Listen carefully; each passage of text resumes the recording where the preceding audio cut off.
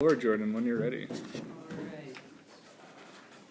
So, my speech is going to be on the Toronto Maple Leafs. You guys might not think there's too much to talk about because the Leafs have been such a bad team for such a long time. But I found some stuff, so you might ask why I'm a Leafs fan. I actually ask myself the same thing every time I watch a game. And I really don't know why I'm a Leafs fan, to be honest. I got brought up by my dad being a Leafs fan and just watching all the games all the time, and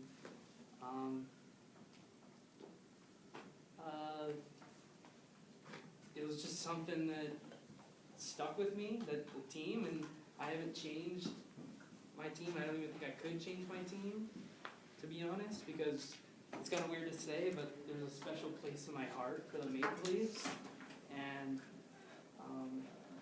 whenever I watch a game, I don't feel the same vibe as I do when I watch a different team, or two different teams, and I cheer for them.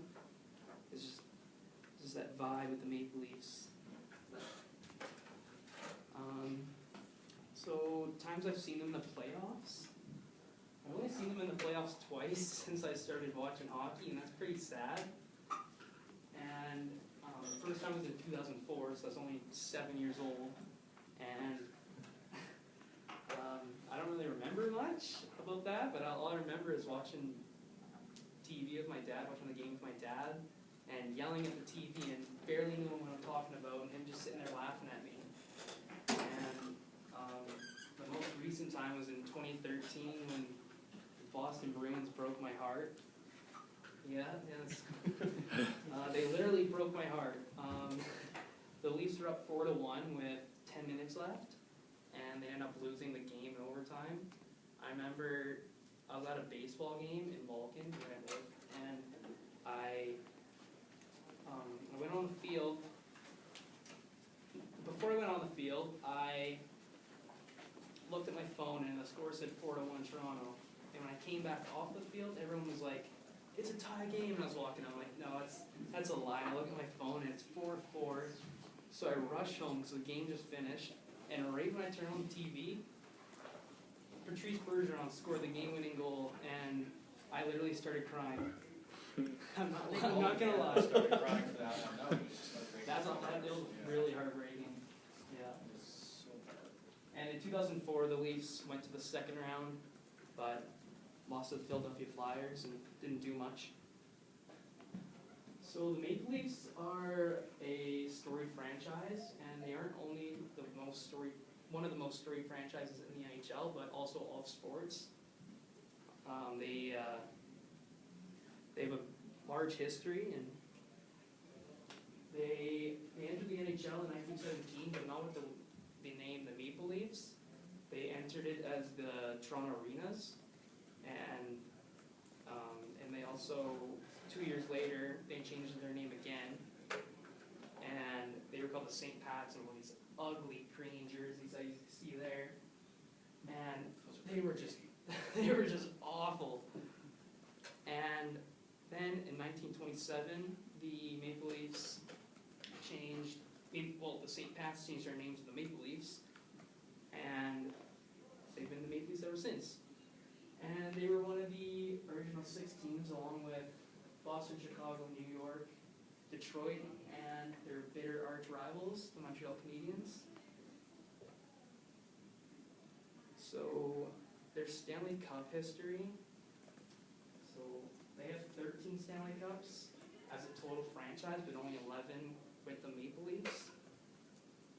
And kind of sad, because they haven't won it since 1967. And this picture was actually taken in black and white, but I found a colored one just to make myself feel better, because it's pretty sad. The last time the Leafs won the cup was in color photos that haven't even came out yet. And yeah, it's really embarrassing. So they're second to the Montreal Canadiens. They have 24 Stanley Cups. And in 1993, they had a really good shot at going to the Stanley Cup final, but they ended up losing the game in Game 7. Whoever won this game would have went on to the finals. game had lots of controversy because Wayne Gretzky, as everyone knows, yeah, you guys might like him, but you know, I kind of don't anymore. Like, I wasn't alive even for this, but still, like, I could have looked back and been like, 93 they won the cup, so that's not too bad, but now I'm looking at 1967, that's like 50 years. And so the controversy in that game was that Wayne Gretzky and Doug Gilmour were skating down the ice. Doug Gilmour's a big Leaf icon, and Wayne Gretzky ended up high-sticking him. And Wayne Gretzky ended up scoring the game-winning goal on that very play. So, yeah, it's really, really rough to think about as a Leaf fan, because their last cup came in 1967, but it could have been 93, and they could have played the Montreal Canadiens in the final. Could you imagine, like, two bitter rivals in the finals? It's crazy.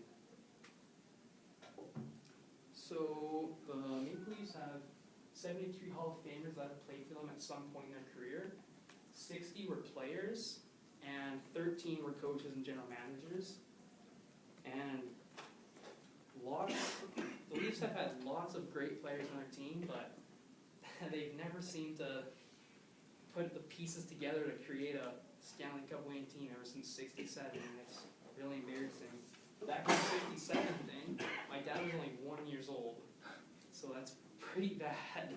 He's been a Leaf fan his whole life, and he's only seen them win the cup once. Technically, he was only 1 year old. So I'm really hoping that they win the cup before, you know. And so Forbes, onto the business side of the Toronto Maple Leafs. With an estimated worth of $1.3 billion, the Leafs are the most valuable franchise in the NHL, and they're followed by the New York Rangers and the Montreal Canadiens. They're also original six teams, and in 2015 they were ranked by Forbes as the 37th most valuable franchise in all of sports, and the only NHL team to crack the top 50. So it's pretty crazy. Like, you got soccer teams in the top 50. And soccer teams make a lot of money over in Europe, and they have a lot of worth. And thanks for listening.